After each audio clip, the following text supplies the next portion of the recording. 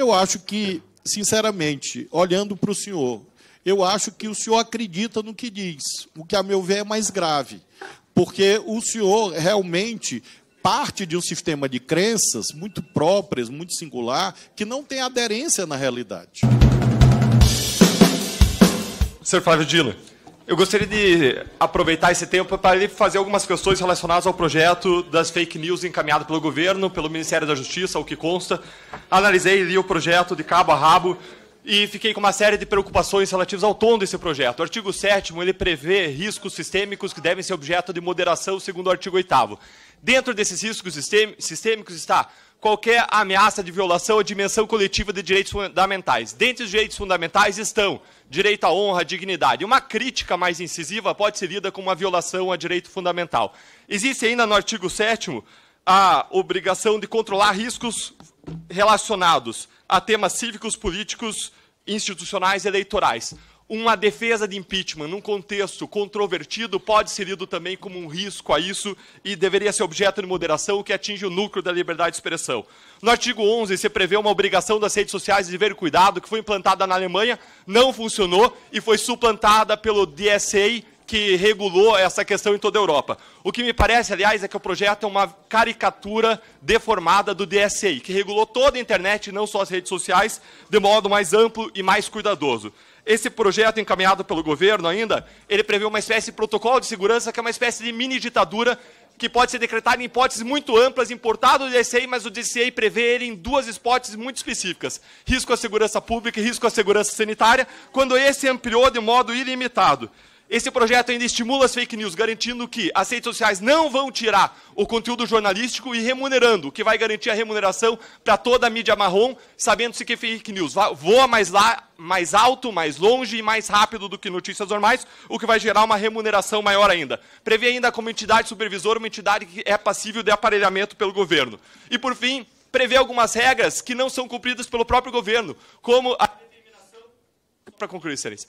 Como a determinação de que autoridades públicas não devem bloquear comentários e não devem bloquear a visibilidade de seus posts, o que é contraditório, porque eu não sei se o senhor tem conhecimento, talvez tenha sido a sua equipe, mas eu fui bloqueado pelo senhor nas redes sociais. Então, me parece um projeto altamente contraditório, que fere o coração da liberdade de expressão, que promove fake news em vez de restringir fake news, e me preocupa muito isso num contexto de um governo que é amigo de ditaduras, que buscou mudar a lei das estatais para derramar dinheiro na imprensa e que adota uma série de posturas que, com todo o respeito, são antidemocráticas. Gostaria de ouvir o senhor a respeito disso. Obrigado, excelência.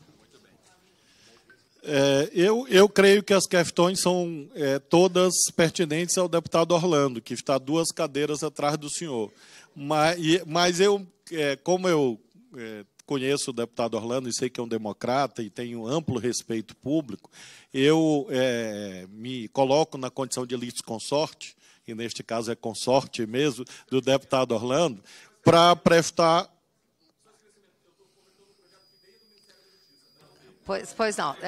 Pois não. Esse esclarecimento, ok, esse esclarecimento é importante. Então, ministro, apenas, deputado, por favor, deputados,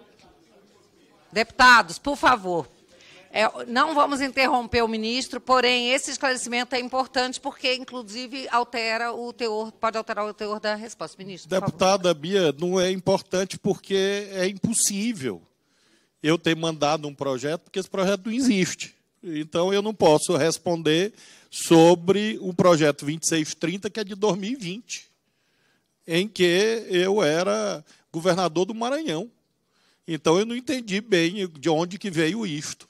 O projeto PL... Deixa o ministro responder agora. O PL... Eu estou me sentindo hoje em casa. O projeto de lei, essa é a Câmara que eu conheci, essa aqui, respeitosa. Não, só quando ele retirar a agressão contra mim, quando ele pedir desculpa. Então, deputado, prosseguindo o nosso interessante diálogo, o PL 2630 é de 2020, veio do Senado, autoria parlamentar. E aí veio para a Câmara, e já houve vários substitutivos. O governo não mandou projeto para esta casa. Nós temos vários estudos, houve inclusive um que disseram que tinha saído do Ministério da Justiça, que nunca tinha passado por lá antes na história. E aí disseram, informaram. Então, não existe projeto de lei. Existe o trabalho do relator Orlando, existem estudos que nós apresentamos, e o senhor tem razão. Eu acho até que a sua observação é útil, no sentido de que, ao lembrar a existência da Lei de Serviços Digitais, de SA da Alemanha, mostra que, longe dos delírios ideológicos, nós não estamos diante de algo de ditaduras, a não ser que o senhor queira dizer que a Alemanha é uma ditadura. Imagino que o senhor não vai dizer isso. Assim como a União Europeia também, de um modo geral, tampouco me parece que se inseriria nesse conceito. Então, nós estamos num debate internacional de grande importância, há várias versões, nós achamos que o dever de cuidado é importante. Eu vi, me perdoe, deputado Deltan, eu não vi todas as versões do debate no Senado e na Câmara, realmente não me cabe. Eu vi a última versão do deputado Orlando, e lá não está previsto isso que o senhor disse aí, de que seria dever de cuidado amplo. Pelo que eu li, o deputado Orlando restringiu algumas hipóteses, e chama a atenção também que esse conteúdo consta agora de uma decisão liminar do ministro Alexandre de Moraes. Ou seja, isso que a Câmara está discutindo já consta de uma liminar azarada ontem no Supremo. Então, eu espero que a Câmara conclua esse debate. Agora, realmente, isso que o senhor disse, que há um projeto, o projeto de lei 2630 é de autoria, salvo engano, do senador Alessandro Vieira, se não me falha a memória. E é de 2020, quando eu tinha a honra de governar o Maranhão. Ok. Deputado Deltan, para a sua réplica. Senhor Flávio Dino, eu me manifestei com base em informações de imprensa que informaram que uma das versões que circulou teria vindo do Ministério da Justiça, junto com a SECOM, e que foi incorporada em grande medida no curso dentre as versões. Mas se o senhor está falando que não veio do Ministério da Justiça, a questão fica justificada com base na sua afirmação, na nossa reunião anterior, feita na CCJ, de que essa era uma das prioridades do governo. O que me preocupa muito é que venha um controle incisivo sobre a nossa liberdade de expressão, num contexto, e é ruim isso, venha de um governo de esquerda, venha de direita, mas me preocupa ainda mais, circunstancialmente, num governo que apoia ditaduras, que buscou implantar o Ministério da Verdade, e um governo que, em suas versões anteriores, praticou os maiores escândalos de corrupção da face da terra para manter o seu poder. E, diante de penas altas, avançou, cruzou todos os limites da lei, e o que seria o risco de uma censura para um governo que já fez isso. E eu coloquei a questão relativa à corrupção, relativa à prisão em segunda instância, muito embora sejam pautas do parlamento, porque nós sabemos que o governo tem suas agendas prioritárias. E o tema do combate à corrupção é uma agenda de Estado. E é essencial que o governo tome uma postura e uma proatividade em relação a temas que considera importantes, o que, sinceramente, eu não vejo no tocante ao combate à corrupção. Para encerrar, antes eu via um Estado processando, investigando corrupção de bilhões de reais, e hoje eu vejo o Estado processando, investigando uma falsificação de uma carteira de vacinação. Não que não deva ser investigado, tudo deve ser investigado, todo mundo deve ser colocado debaixo da lei. Mas a questão é a proporção e a gravidade dos fatos. Obrigado, excelência. Eu informo ao senhor que nós continuamos, como mencionei, a investigar escândalos graves e vamos continuar aplicando a lei, com seriedade diferente do que havia no passado. Eu fico muito triste de ver o senhor afirmando que uma investigação séria sobre uma questão sanitária não é prioridade. E eu acho que o senhor deveria rever isso, porque é muito grave o que o senhor acabou de afirmar. O senhor é uma pessoa conhecida.